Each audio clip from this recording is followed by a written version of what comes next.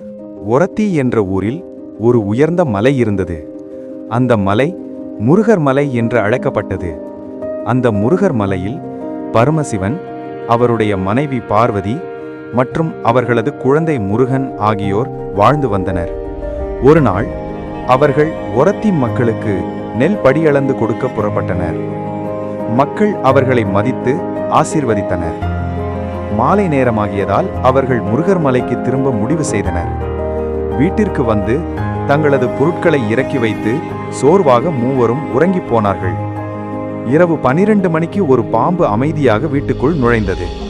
அது வந்து அவர்களின் குழந்தையை, அதாவது முருகனை, மெதுவாக இழுத்து கொண்டு சென்றுவிட்டது. அடுத்த நாள் காலை பரமசிவனும் பார்வதியும் எழுந்ததும் குழந்தை காணாமல் போனதை அறிந்தார்கள். அவர்கள் பதற்றத்துடன் முருகர் மலை முழுவதும் தேடினர். ஆனால் எங்கும் குழந்தை கிடைக்கவில்லை.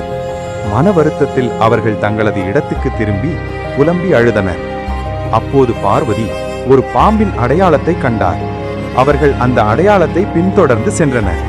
அவர்கள் சென்றபோது பரமசிவன் உலகத்தையே சாபமிட்டார்.